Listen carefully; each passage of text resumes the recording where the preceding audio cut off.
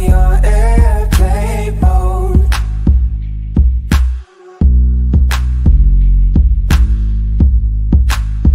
You can put me on.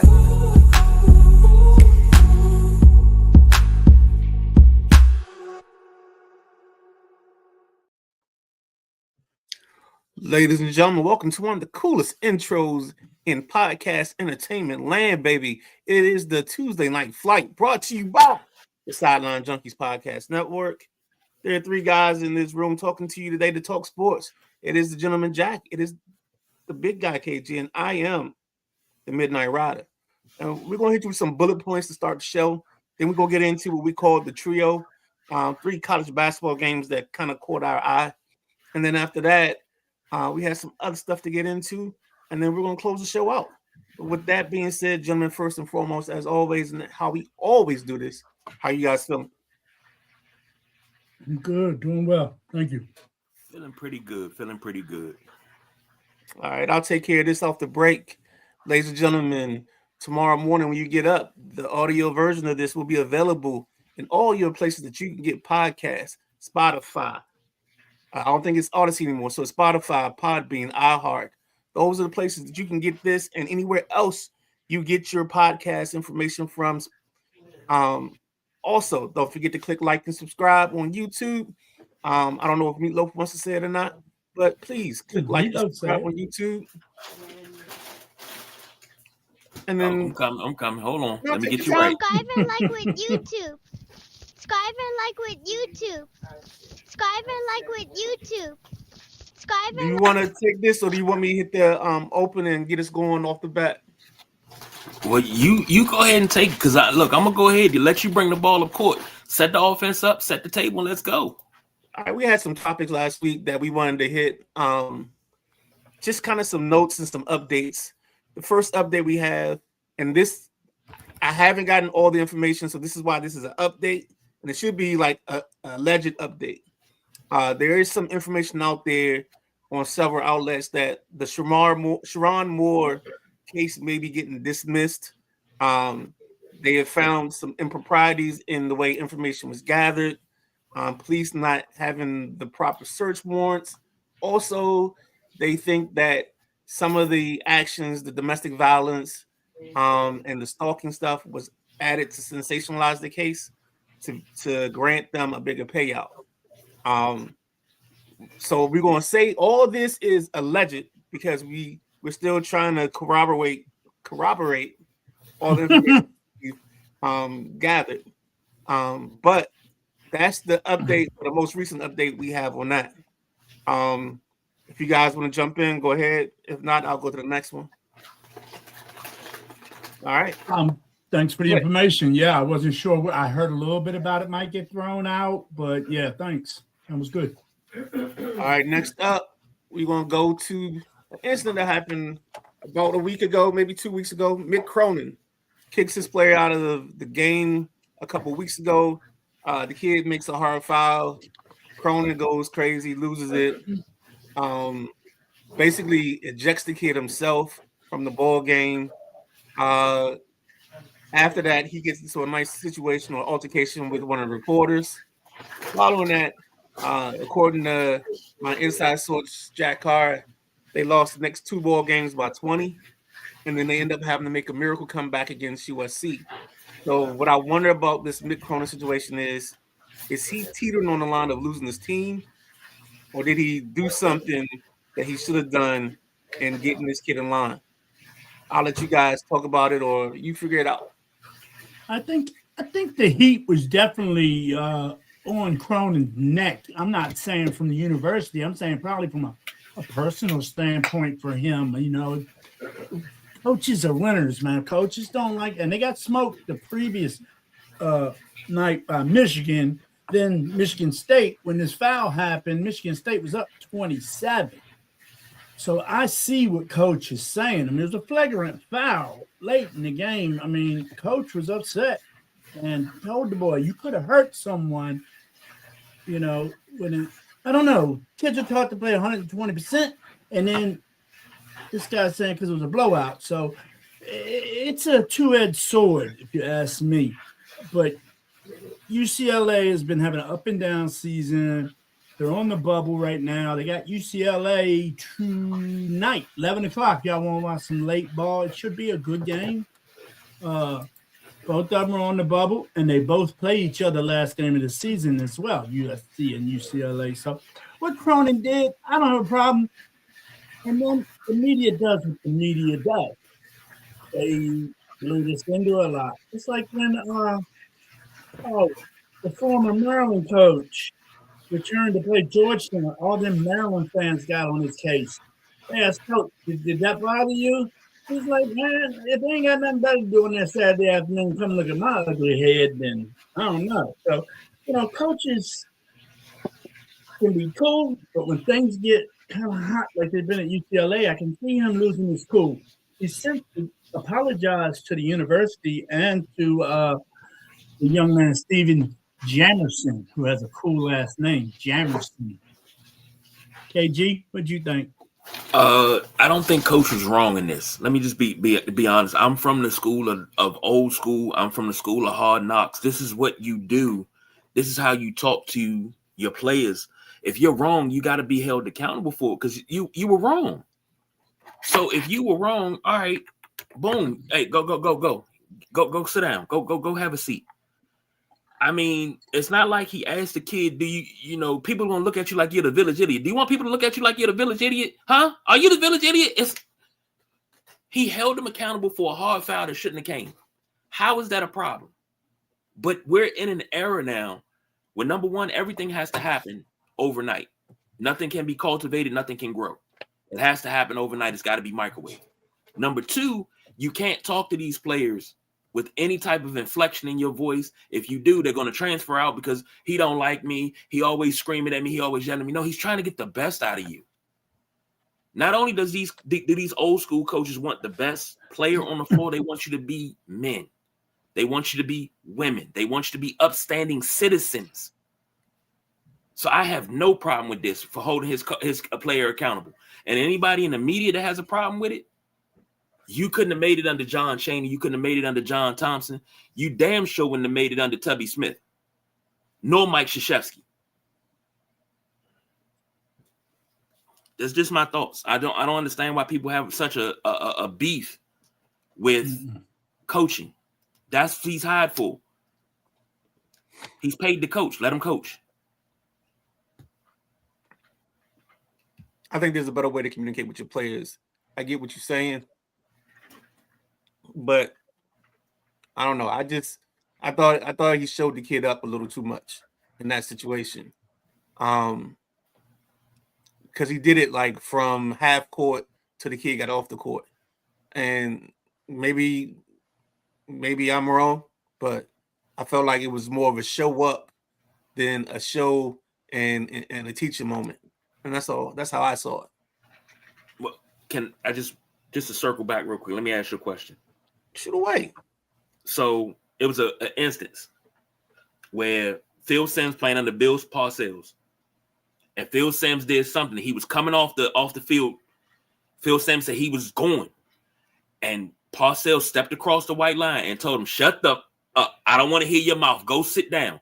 You play the game. I coach." And it was caught on camera, but nobody ever said that Bill Parcells was showing him up. I mean, he was. I'm not saying that you're wrong or anything. That's your opinion. But if you have a fiery coach, let him be fiery. Okay, so let's attack two things you just said. So first, you're talking about 1980 something, and you're talking about the Bobby Knight, John Thompson, John Chaney era, right? That's one. Two, we're talking about a guy that you call old school, but I don't even think the dude's 40. Cronin's 55. I thought he was 37. No, he was Mick Cronin it will be 55 in July. Okay. He's 54. All right, cool. Then I read the wrong part of the article. Cronin grew up in our era. He grew up in that era of hard-nosed coaches. I mean, most people say, I don't understand how people could play for Bobby Knight. I would have loved to play for Bobby Knight. Because Bobby Knight uses colorful language. You know who also used colorful language? My mother, my uncle, my grandfather. Colorful language. You learn colorful. You learn how to do stuff with colorful language your whole life. It's just it's like a when you put parsley on a plate.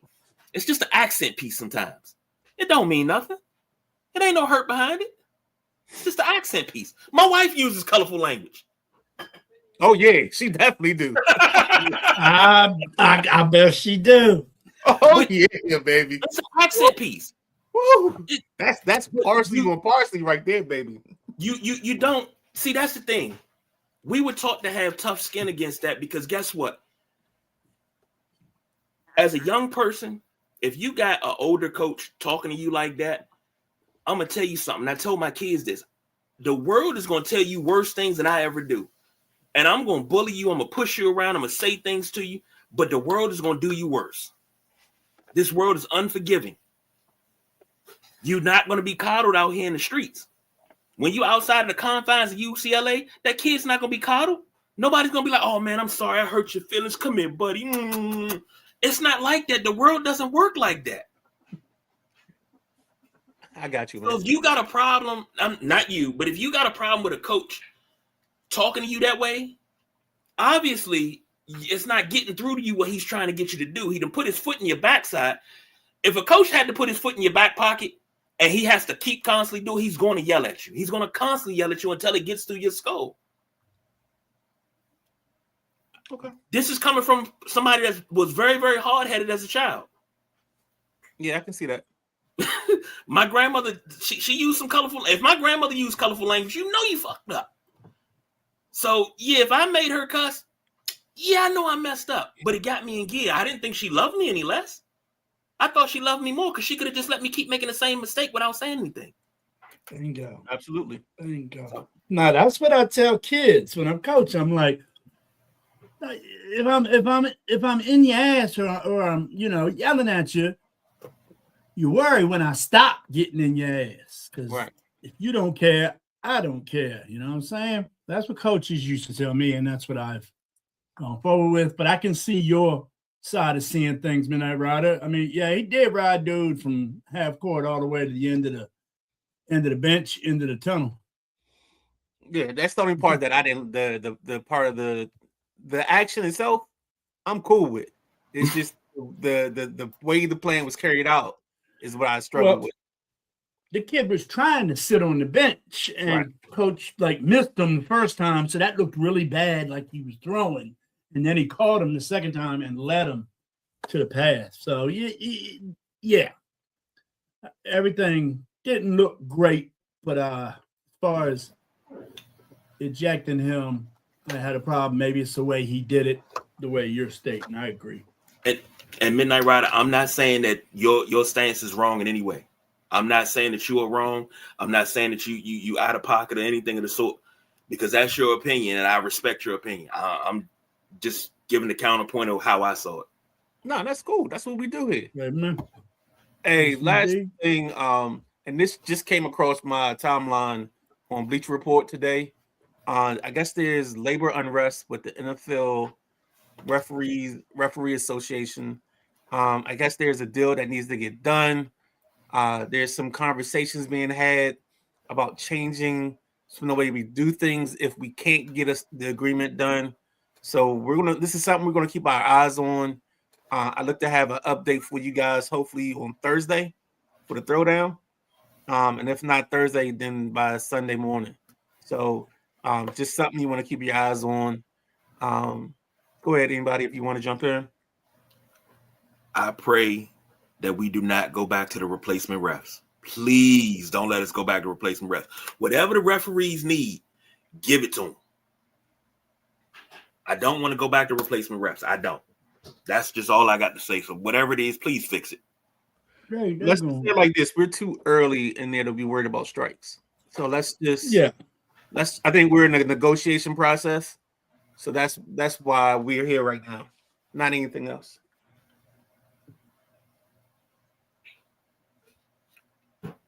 All right, with that being said, let's take a quick break. Let's reset, hit the trio to get this party started right.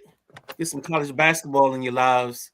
With that being said, We'll be right back after this short break. And if I can find the right thing, we be good to go. Get this Can't find party it. started right. Let's just go here. Let's get this party started quickly.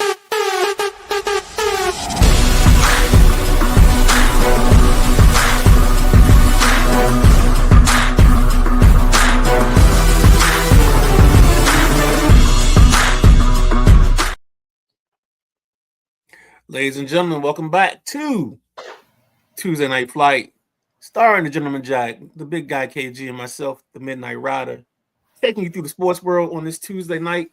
And we want to cash in on a segment that we did last Sunday. We called it the Trio. This was our look at 3 basketball games coming up between Sunday and today.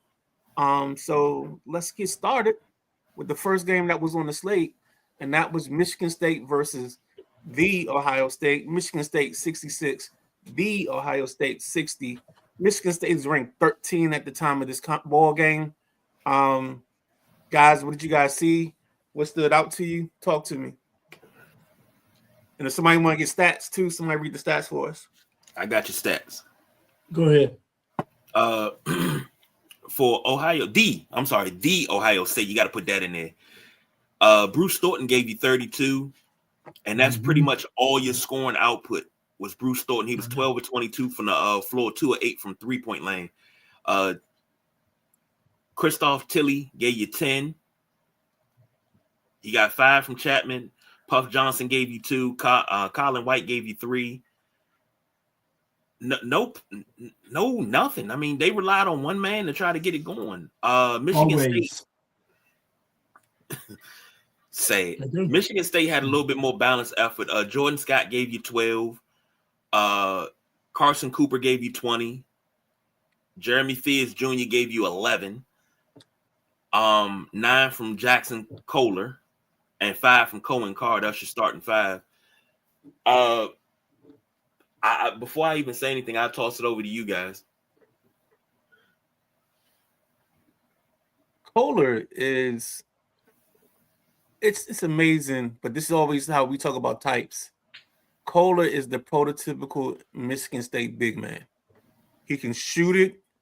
He can shoot a little bit. He's got a little touch from the outside. He's going to get you 10 boards. He ain't going to win no dunk contest. You know what I'm saying? You might be able to slide a paper napkin under his feet for his vertical, but that's about it. But they keep one of these guys, and they're always glue guys. They make the world go around everything else. And I think he only had 9 and 10, but he's just one of those guys that it's just every time I watch them play, I know he's going to be somewhere in the midst of making something happen. And maybe he keys a run with a big rebound. Maybe he steps out and hits a big 3. But yeah, it's always something that he does, and it just fits into that Michigan State mode. Michigan State's been up and down this last couple weeks, but I mean, they're gonna be there. They're gonna be there. They're gonna be around. I don't know if they have enough to what's the word I'm looking for? I don't know if they have enough to make a Final Four run, but I think they can be in that Sweet 16 for sure. I'm sorry, Jack, but that's really, really shocking coming from that guy down there. Michigan State, coached by none other than H to the Izzo. You not riding with Tom Izzo? Jack, you take that, Jack. I gotta process this. Yeah. I feel you, but I feel Midnight Rider. Sweet 16, I'm thinking maybe Elite 8. But Kohler got in foul trouble in this ball game. He got them 10 rebounds in 17 minutes, man. 17 minutes is barely, they didn't even have a game. So foul trouble killed Kohler in that game and almost cost Michigan State the game. Fierce, he was a little off. So he didn't shoot as much as normal, but he dished.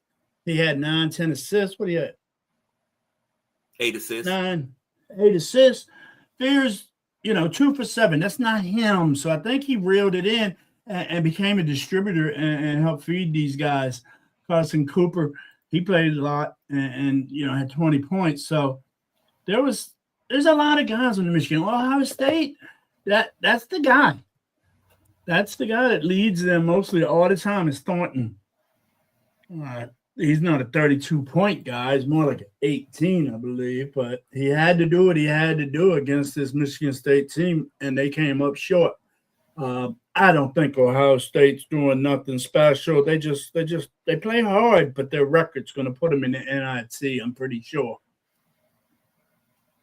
And it's crazy you say that, Jack, because 17 wins used to guarantee you a ticket to the dance. Used to. But this is 2026. Nothing's guaranteed anymore. And it's crazy you say that about Ohio and having one guy. At one point in time, I remember, we talking college basketball and we talking memories, Scooney Penn and Michael Redd led this team on a run and went to the Elite Eight. Mm-hmm. You got to find something. But Michigan State, I think Michigan State, just because of coaching alone, it's like one of those things you say, okay, who's the head coach of Michigan State? Oh, Tom Izzo, Elite Eight, Final Four. Mm-hmm. He's just going to will them to it. But now, if Kohler can stay out of foul trouble, he fouled out the other night, He was 4 of 8 from the floor and 1 of 4 from 3-point. Only had 9 points. But imagine if my man played 25, 27, 28 minutes. He might have gave you 20. Mm-hmm. Now, if he could be a 20 and 20 man down the stretch, ain't nothing stopping Michigan State. I might even put them. We got selection Sunday on the 15th. Ain't nothing stopping him. He can't do that. That's the thing. It's they missing that one piece, and I don't know if that kid comes off the bench and he finds some confidence, but they just missing something. I can't put my finger on it. Don't know what it is, but it's just something that's not there that I normally see by this time in their schedule. And when I watch the offense flow and I watch the wings play, I just don't see enough consistency. So that's why you got me on a little bit lower level. And normally, you know me, it's to the Final Four no matter what. It's like Lakers and baby. That's what's the shocking part for me. That right there is the shocking part because, like, we've been doing this in March for quite some time. And for you to say that, shocking. But I got to go with what you say. So, well, I was misspoken a little bit there about this Ohio State team. Thornton definitely leads them, but there's 3 other guys that average double figures. So it might go to Michigan State defense, how they must have shut down the rest of this roster, because you're right. All the numbers you read were minimal besides Thornton's, but Thornton's a 21-point a game scorer. I didn't know he was that high. You know something, Jack? I'm glad you brought that up as far as teams go. Ohio State shot 58% from the free throw line. They were 10 of 17. Yeah. Now, 7 missed free throws, that's 7 points. That's a win right there if you hit the 7 free throws. You got it. You got to get the bunnies. 4 for 22 from 3-point lane. Again, but Michigan State wasn't no better. They were 4 for 15. But again, and they lost. 4 for 15 is a lot better. Huh? 4 for 15 is a lot better than 4 for 22. 4 for 22, look at it. That's probably 4 for 15 is probably damn near 40%, ain't it? What, 26%. Oh, 7.5 is 50. All right. I had to do math. Then, Mark. And then Michigan State killed them on the boards 40-24. I mean, if you can look at the box score and you can say, hey, where did they go wrong in this game? You can look at the box score and see where they went wrong. You missed the freebies at the line, and then you got murdered on the boards. Yeah. Midnight Ride?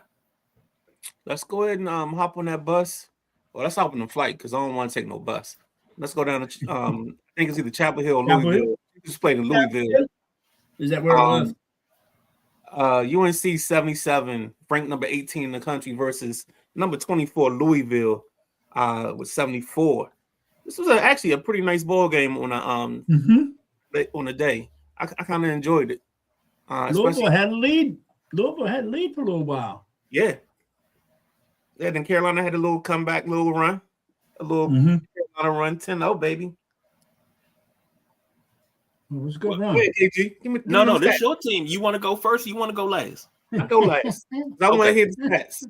I want his stats. Oh, you Me want to too. hit stats? All right, let's start with Louisville.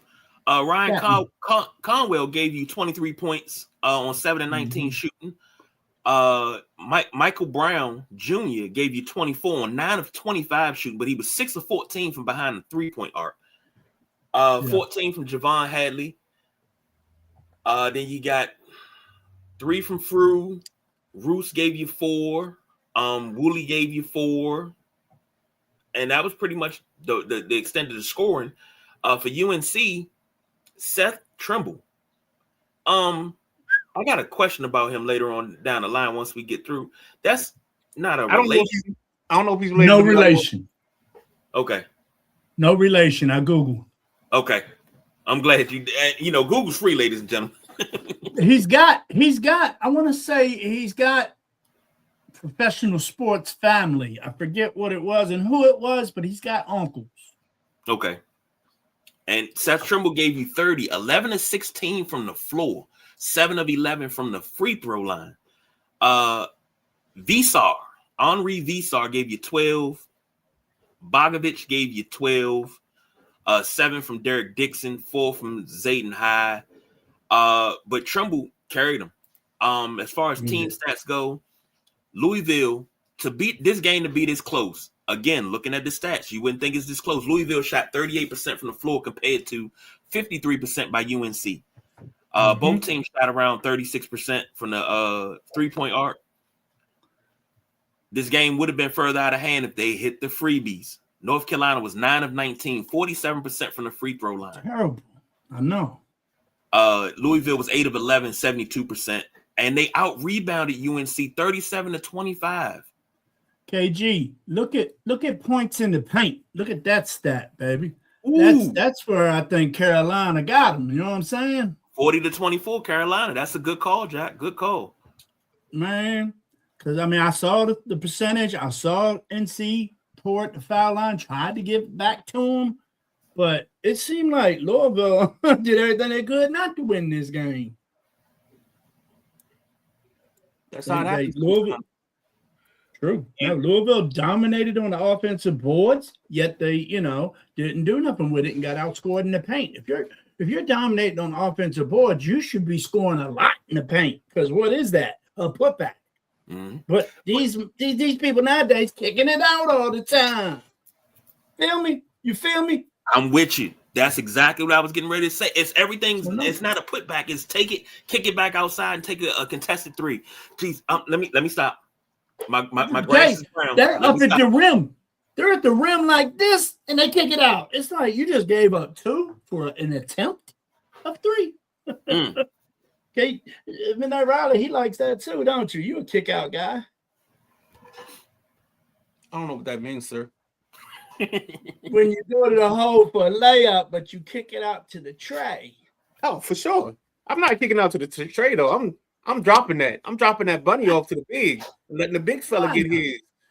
I think that's one of the big things I've noticed lately is they don't reward the big man for running the floor at all. They'll skip it to the opposite corner, and take the 3 over giving the big man the dunk and letting him know that you rewarding him for getting the board or setting the screen. They don't do that no more. Yeah, I'm surprised. I'm surprised we haven't heard of a lot more fights in the background because if the big man run the floor and you ain't give it up back in the day, yeah, there was a knuckle sandwich back there with some hot sauce on it waiting for you. So that's the crazy part about a few guards. You got a few guards that can throw a nice pocket pass and help the big, but not many of them are. No, not now. No, it's a lost art. Somebody was looking for relationships with Trimble. He's the younger brother of JP Tokoto, who played at Carolina a couple years back. So that's his Carolina connection or his basketball connection. So give you that for now. This ball game, I mean, I thought they were going to lose it, but they came back. It was a good ball game, man. I think they held on at the end to win it. Trumbull came out and played a good game. He reminded me of I don't know if this name rings a bell, but he finished out his basketball career at Arizona. Kid Caleb Love, where when Carolina gets in trouble, he's a guard, he can score it, but sometimes that wasn't always his role. And I feel like Trumbull's like that. He can score it, he can get you a bucket here and there, and if he has to carry us, he can carry you that whole night or whatever. So, yeah, man, it's a go ahead. You think he can carry this squad without Caleb? Well, there's rumors out there that Caleb may be back for the March 5th game.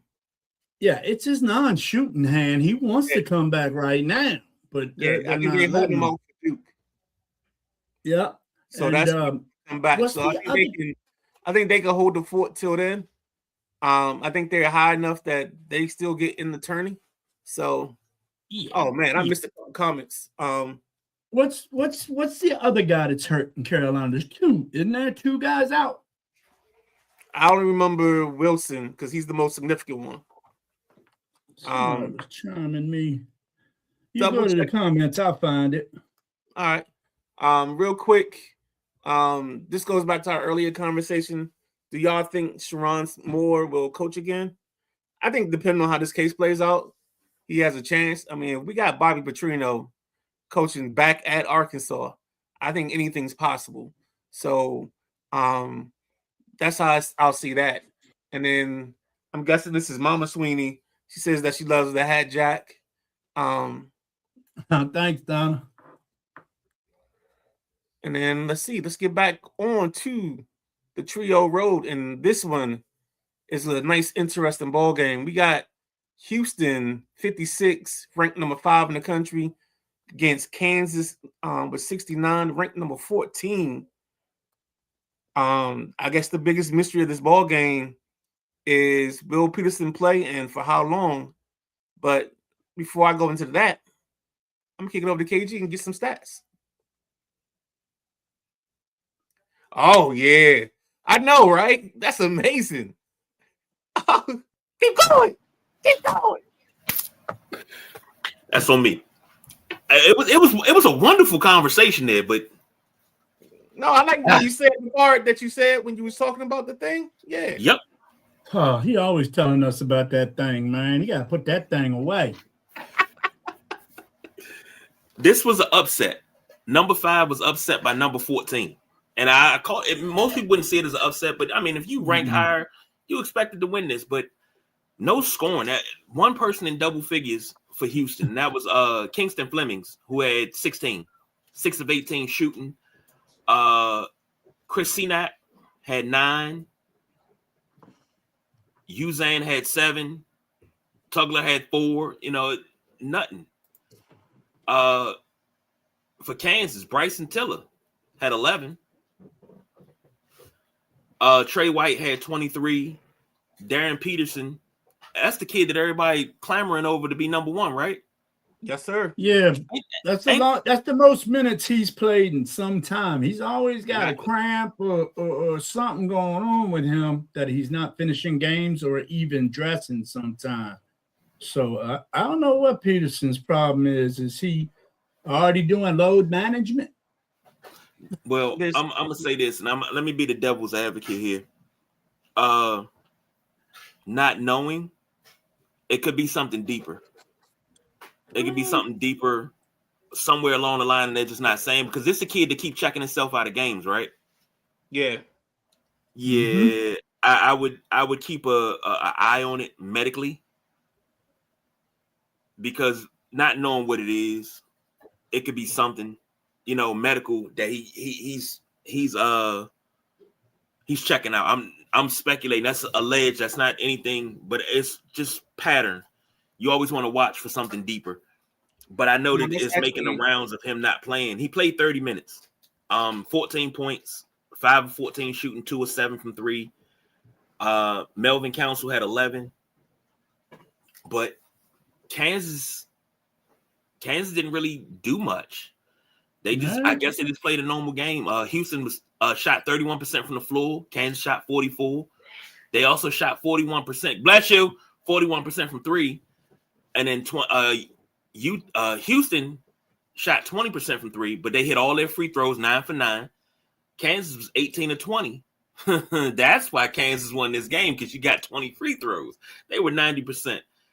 They also won the rebounding margin 35 to 28, and points in the paint was equal, 24 and 24. Gentleman Jack. Mm-hmm. Kansas plays pretty strong defense, man.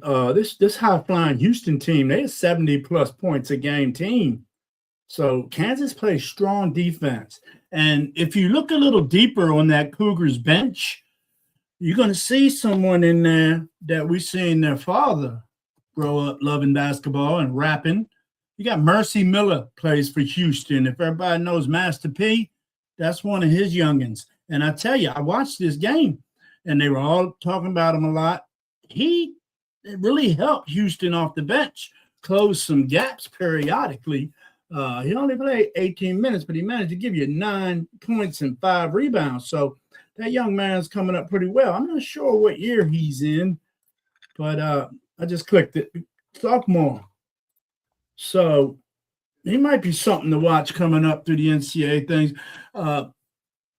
You look at this, though, that boy, Emmanuel Sharp, he was off like crazy for Houston. 1 for 10. And another one, me, a shooter's got to shoot. If I'm 1 for 10, I'm shooting that 11, 12 shot. I'm shooting it. Some guys, they shut it down and just try to work the game and help their teammates, because 1 for 10, Emmanuel Sharp was off, and he's definitely there helping Kingston Fleming for Houston. So that's what I think helped Kansas Jayhawks take this win. The fast break points for Kansas was unreal. Kansas led by 20 at one point in this game. And the 21% from three-pointers for Houston, that's just terrible. You can't shoot that bad from threes. You might as well not shoot them. And Houston was off, 32% field goal shooting. And I said something the other day, about Houston's coach. Houston's coach is, what's his name in there, Rod? Kelvin Sampson. Kelvin Sampson. I called him Tubby Smith the other day. So I take that back. I love Coach Sampson, man. Wonder how you made that mistake. They look the same. They all look the same or something, they say. Now, Kelvin Sampson and Tubby Smith do look similar, man. No, we messing with you, though. Oh, you still talking about that thing, KG? No, I was agreeing with you. They do. Kelvin Sampson and Tubby Smith look like they got some familiar ties. They do. So, Peterson playing 30 minutes. He didn't get the points he usually gets in less minutes, to tell you the truth.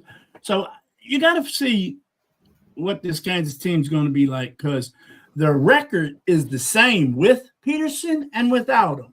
So what's that matter? You know what I'm saying? It's like, how many losses? They got 7 losses. I think they got 3 losses with him and 4 losses without him or something. So it's not like it's a big difference, but tournament times here, man, and the games aren't getting any easier. But that's a big difference. It's a big difference because the fact that you can play without him means a couple things are happening now. Now you're not going to rely on him when you have to, because now people have gotten some confidence.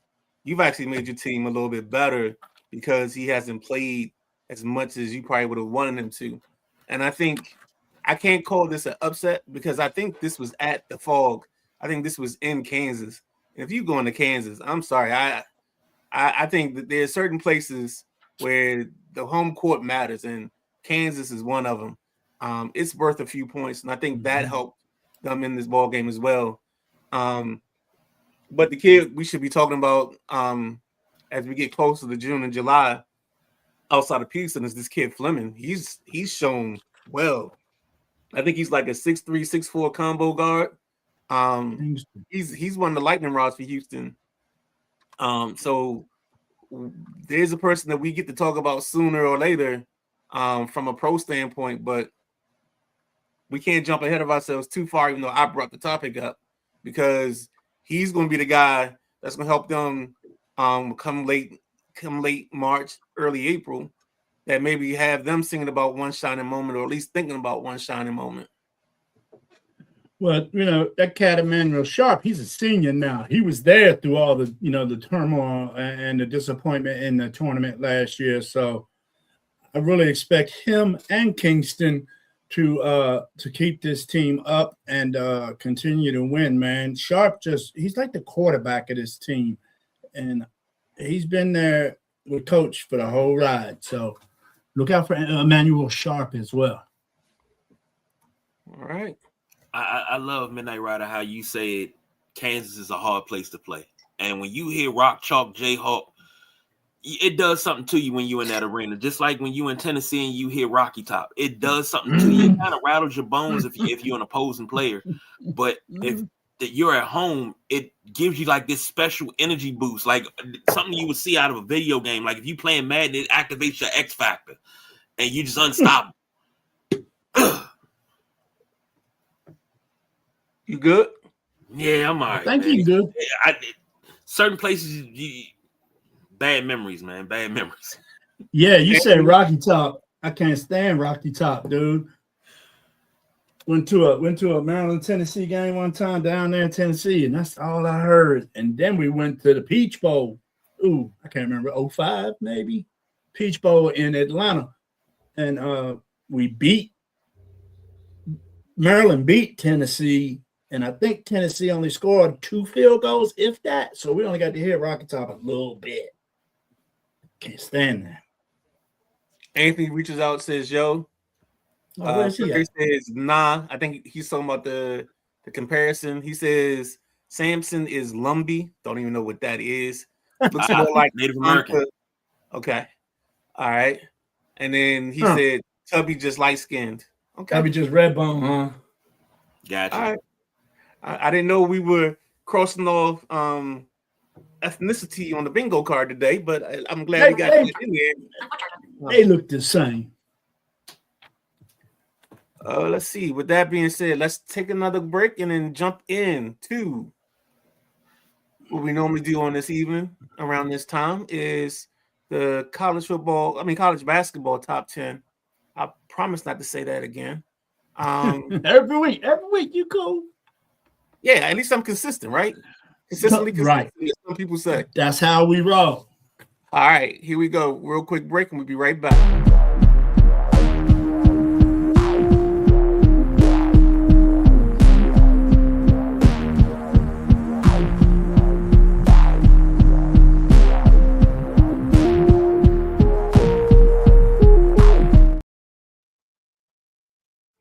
All right, ladies and gentlemen, welcome back. We are here. About to go into the last segment of the show to close out this puppy. With that being said, I am the Midnight Rider. He's the Gentleman Jack. That is the big guy, KG. Welcome back to the Tuesday Night Flight here on the Sideline Junkies Podcast Network. And we have come to that time where we close it out. If we had music allowed, we'd probably play Enter the Sandman for our Tuesday night closer. The Tuesday night closing segment is the JC College Basketball Top 10. JC, take it away. Yes, sir. Yes, sir. I appreciate the time for this segment, and I'm going to touch a little bit of NCAA women's and a little bit of injury news in the NCAA men's. So let's start this whole thing off. We had an amazing week of basketball with top-ranked teams matched up against each other. I've been so fired up. I mean, to see a number 3 Duke playing the number 1 who was it? Houston. Michigan. I'm sorry, number 1 Michigan in Washington, D.C. I got so many damn cards and team names in front of me. I'm seeing everybody. I'm seeing the whole NCAA flashing through my head, but they defeated Michigan 68-63 in a game that had Final Four feel. Everyone that attended the game I've talked to said it was off the charts. It seemed like it was off the charts on TV watching it as well. Cam Boozer, 18, 10 rebounds, 7 assists, and 2 blocks. Next, they got Notre Dame, 7 p.m. tonight, actually. Currently playing Notre Dame. I saw them. I believe they're up 25 at a little bit into the third. It's ugly. It's ugly. Yeah, it's bad. It's bad. So what Duke has left? They got Virginia, who is only got a couple losses, but we'll talk about that a little bit later when I talk about my guys hanging around the top 10. They got Virginia, they got North Carolina State, and then the last game against Midnight Riders, Tar Heels. So it's the number 2 spot, man. I'm not giving no hate to Michigan. They were number 1. They got beat by number 3. So Michigan drops to number 2 in my list. I'm keeping them right there. 25-2. They got Minnesota, Illinois, Iowa, and Michigan State left. That boy Yaxel Lindenborg, he had a strong game and tried to keep Michigan in with Duke, but it just couldn't happen. He had 26 with 7 rebounds, 3 assists, and 2 blocks. That boy does a lot. The whole Michigan squad, any one of them starters can lead and take over a game. So Michigan still scares me, even though Duke had their number the other night. Number 3, Arizona, man. They beat Houston and BYU. They got Baylor tonight at 9. A boy named Anthony Delarusso. He's been big off the bench for them. So in the last 2 wins, he's had 22 points each, and he's 11-point scorer is what it says on the statistics. So he's doing really well coming in off the bench. If I could get a bench guy to do 22, I'd be happy all day. That's what you need. So number 4, you got the UConn Huskies. They lost to Creighton, but man, I don't think Creighton's as bad as their record tells you. They got St. John's Wednesday on Peacock, and then they got Seton Hall and Marquette left. So, boy, Braylon Mullins has really had a hot hand for UConn, and of course, Solo Ball is leading that team and running that offense. So I like that kid, Solo Ball. At number 5, the Houston Cougars. 3 straight losses, man. I tell you, I was really close to throwing them jokers out. I was close to putting them out there with Gonzaga land. KG likes that Gonzaga land. But Houston is a good team. They got one hell of a schedule their last 8 games, and now they got a little bit of cake coming their way because they had losses to Iowa State, Arizona, and Kansas. That's a hell of a schedule to hit. Right now, they got Colorado, Baylor, Oklahoma State. Houston should coast into the tournament, the conference tournament, just with them 4 losses. So that's what I expect to see from them. Number 6, Iowa State, 23-4. They beat Kansas and Houston, but they lost to BYU. I was a little upset with that because I'm not a fan of that BYU squad.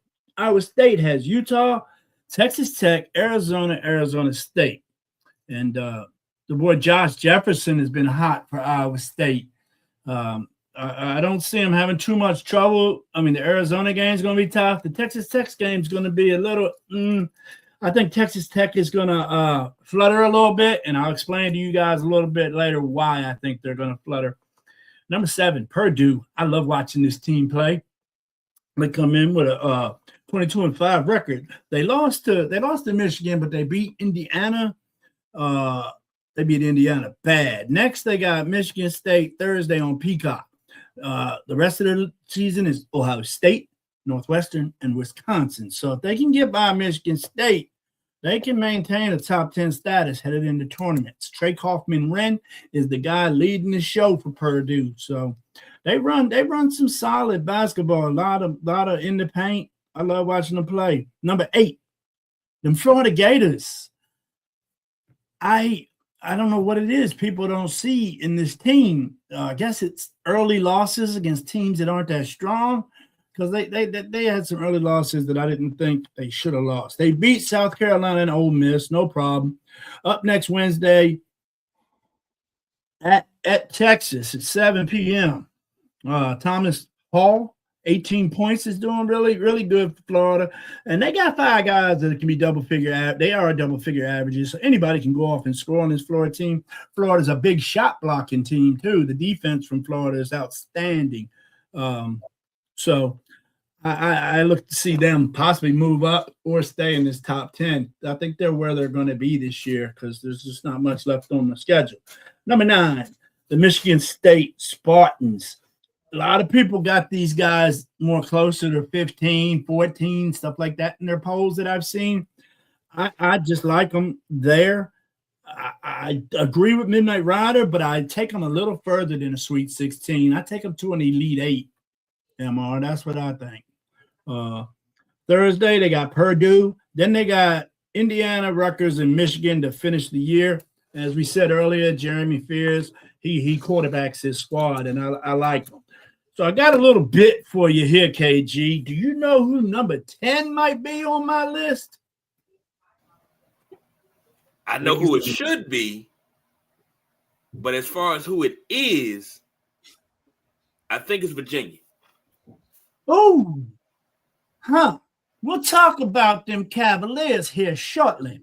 But right now, with a record of 27 wins and only 2 losses, you got them Gonzaga Bulldogs coming out of here. They beat Santa Clara and San Francisco. I'm going to say it again. They beat Santa Clara and San Francisco this week. Yeah. They got Pacific and they got Portland and St. Mary's. Maybe St. Mary's will get them. But that boy Graham Ike, man, he's solid. He's a double-double machine, 20 and 10 all day for Graham.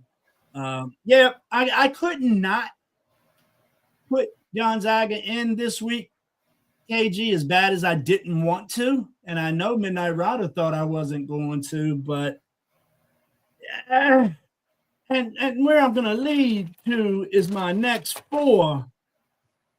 My next 5. My next 5 would have been Illinois, and no particular order, Illinois, Kansas, St. John's, Arkansas, and Texas Tech. But Texas Tech is hanging on by a thread because JT Toppin's out, blew his knee out. He's the star. He's the shit. He's Texas Tech. So I just don't think they're going to be able to keep up the offensive output and defensive pressure that JT Toppin did. So Texas Tech is hanging right there. But, guys, what about UVA and what about Nebraska? UVA, 24-3, has only played 2 ranked teams this year. They're 1-1 against ranked teams. It was Louisville and UNC.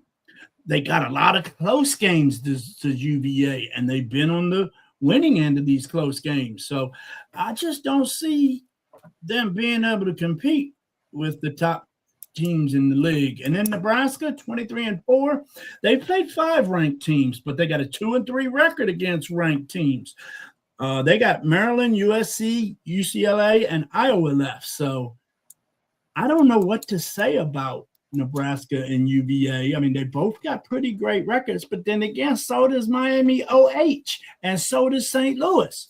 Are they supposed to be in the top 10, fellas? You think? Strength of schedule. And that's crazy coming from me. I was about to say, of all the people, the guy that wants to play St. Leo's 30 times talking about strength of schedule. What are you doing here? No, you play St. Leo's first week of the season. St. Leo's, the Little Sisters of the Poor, and maybe like Elon or something like that. You play them early. But no, so I think Miami, Ohio, it would be a great injustice, even if they finish 27-1, them not to get some kind of tournament love. Do they have a conference tournament? I think so. Win it. Why should they have to win it? I don't know. We'll talk about that. Okay. Well, some of the teams have just had some injuries, you know. Kansas, I had Daryl Peterson on there because he's been in and out of the lineup for Kansas. And the stat I had, they're 10-3 with him and 10-3 without him. So, and then Gonzaga, you know, I guess they don't need one of their best players because all they got is chumps left on their schedule. So Brandon Huff, he's out with a knee, but possibly able to return. So that could make them stronger heading into tournament time, but still, I don't think strong enough. UConn's got some injuries. Coach Hurley's tripping over there. Terrace Reed and Braylon Mullins. Reed's got a high ankle sprain. He's had that joker since December, man. And both of y'all, I'm sure, are familiar with how high ankle sprains are, man. That's some painful stuff. And it don't go away quick. And the boy Brandon Mullins, he's got concussion protocol and an ankle. He hurt his ankle and got a concussion. Dude got double down. So I don't know. If UConn can get that back, then yes, they can continue to be this possible number 1 seed. They are. And anybody got anything else on men's basketball? Because I got a few things to tell you about women's basketball. Well, the only thing I had, he already covered it, and that was if Gonzaga wasn't in, we was gonna ride it down on Jack. But Gonzaga, I was thinking about you all day today when I was making this list. I'm like, man, that KG. So then I cleaned up my office a little bit and I found this hat I've been looking for. So I'm like, well, I'm gonna throw a Gonzaga Bulldog joint on there for him. In the back say Zags, I think. Yeah, dude, that's my jump. But NCAA, man, Coach Gino over there at UConn, he got his 655th AP top 25 appearance to break the tie with Vanderveer, Tara Vanderveer. I think that's unreal. 655, boy. Another thing in women's basketball, Tennessee is out of the top 25. Tennessee has lost 7 of 9 for the first time in school history. The SEC in women's basketball, they got 9 teams in the top 25.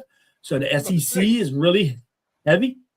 Yep. And the Big Ten has 7. So the SEC and the Big Ten are locking down basketball and women's. UCLA, man. UCLA, they got 6 seniors, and all of them played 4 years for the Bruins. They won their first outright conference title in UCLA women's basketball history. Can you believe that? In all these years, all they've ever done is shared the title. They've never won it themselves. So I thought that was impressive. South Carolina wins 10th SEC championship. Clemson upsets Duke to end Duke's 17-game win streak. That was an amazing game.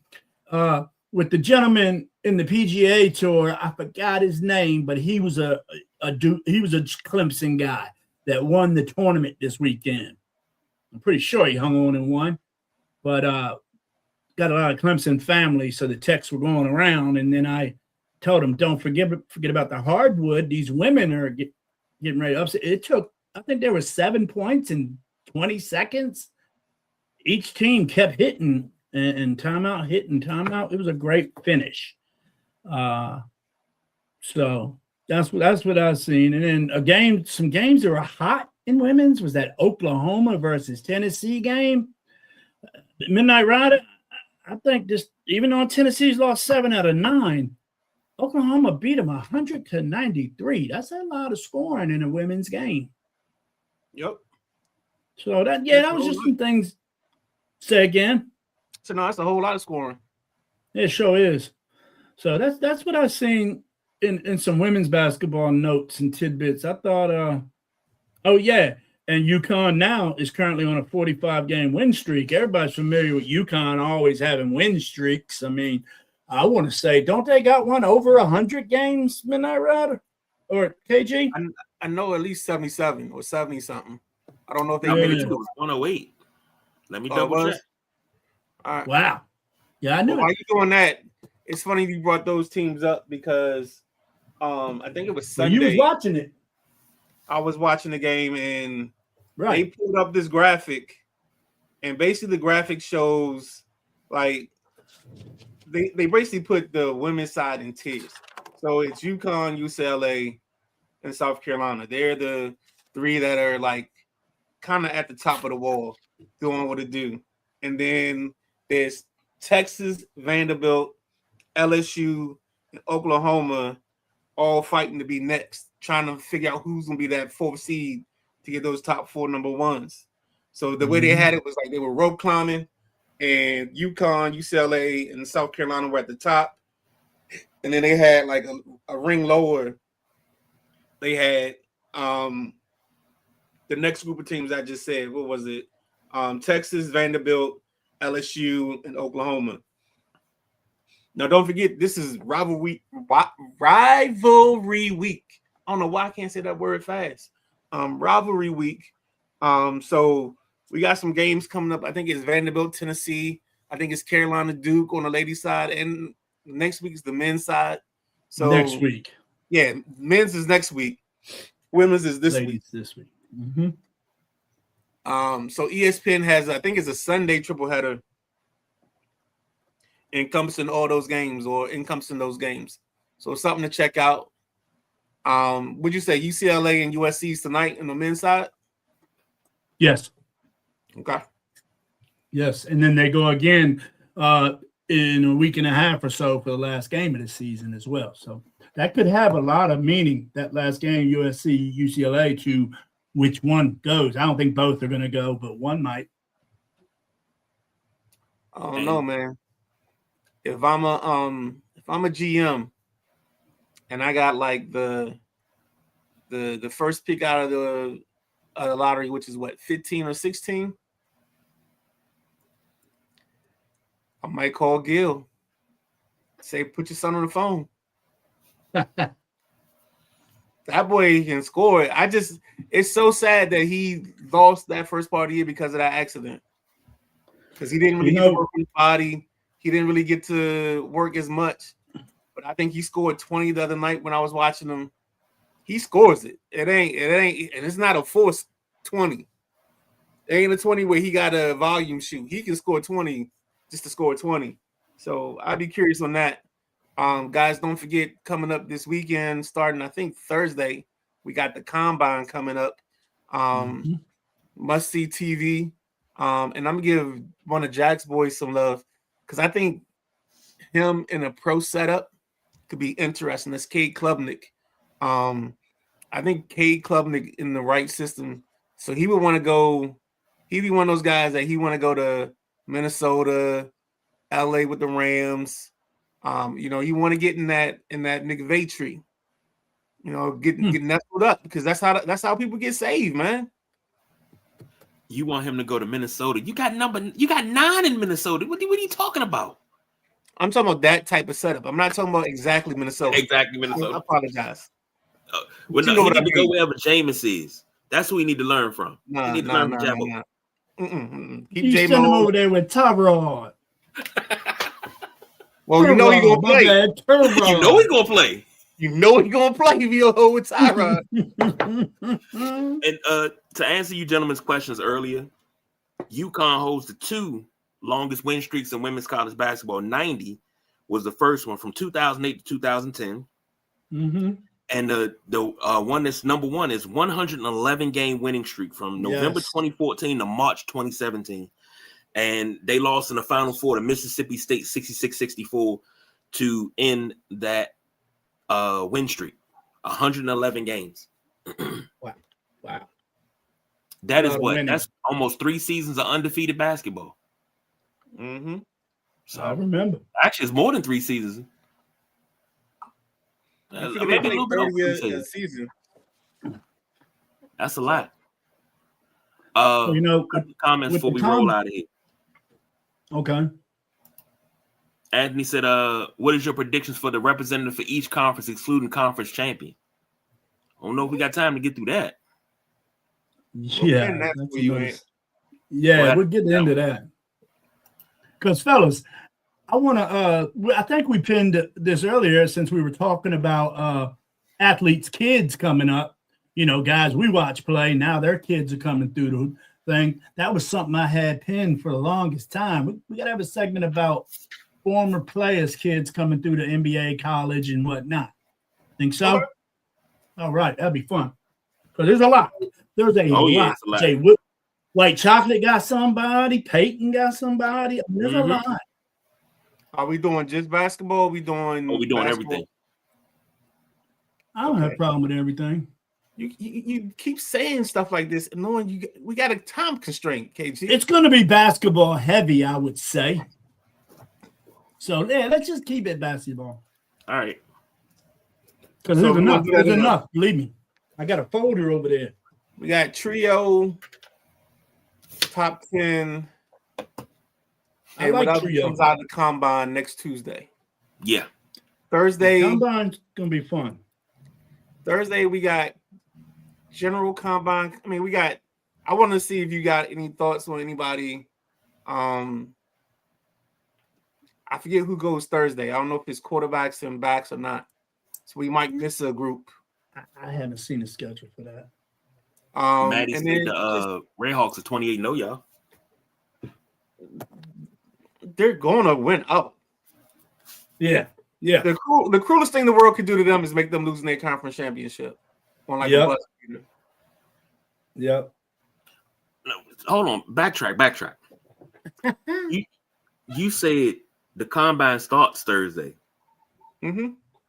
Do you have your caffeine pills, your no dose? Because during this time of year, you don't sleep. At midnight ride time. You are watching. so- You are watching tape. You're breaking down technique. 40s. So, so of course I'm recording each one of the on-field workouts, but I think this year they do them in prime time. So I think I'm good on that. But I'll still record them. And then if you're a big combine person or draft person, 3:00 on ESPN2. It's my man Field Yates, Mel Kiper, Matt Miller. I think they do a show called Rough Draft. So that is about to go into my archives of shows I'm recording on a regular basis because I got to see that. Yeah. I don't know if I do caffeine. I think I just fall asleep early and then wake up in the middle of the night and I'm ready to go. Get a little Scotty's vodka in my system and we're good to go. All right. Andy said, KG, I have a question. I heard 2 different ankle sprains. That a high ankle sprain, the low ankle sprain. Okay, quickly. Imagine if the ankle turns to the inside and you go straight down, that's a regular ankle sprain. When it turns to the outside and go down, that's a high ankle sprain. Harder to come back from that. Harder to come back.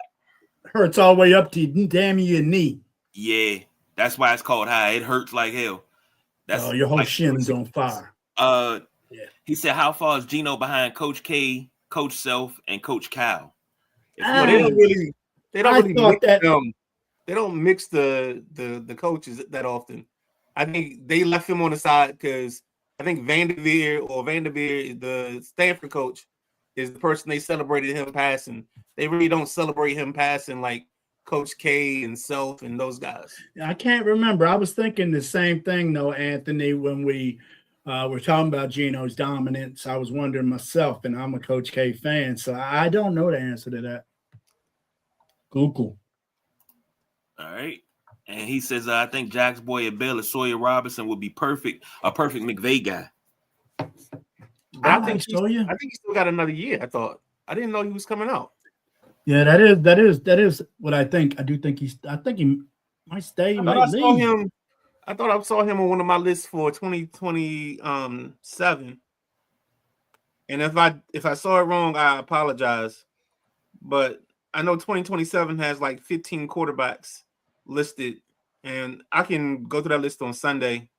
Other people that have been talking about, but I don't want to get ahead of myself.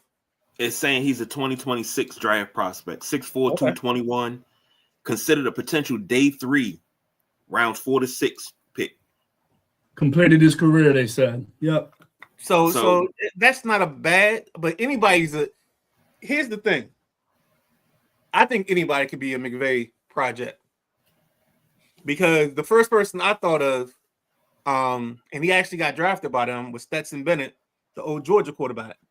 Mm-hmm. Now, unfortunately for him, he had a personal battle with some alcohol and some other things. So he sat out a year. So he lost a year of development. So I don't know where he is in his stages of development. But that's a kid I thought was perfect for McVay. But I think McVay can work with any quarterback.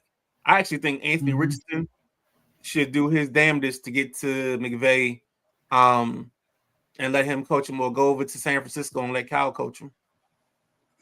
Quarterback, but that's something that Anthony, refers to it as my boy, because he always had him hanging around on my top 5 list. So good memory there, Anthony. He say you thinking of Dante Moore that went back to college. Dante did. No, Dante did, but I could have swore that was on one of my lists, but all good. Because it may be somebody that transferred into Baylor that's on the list. So we'll see.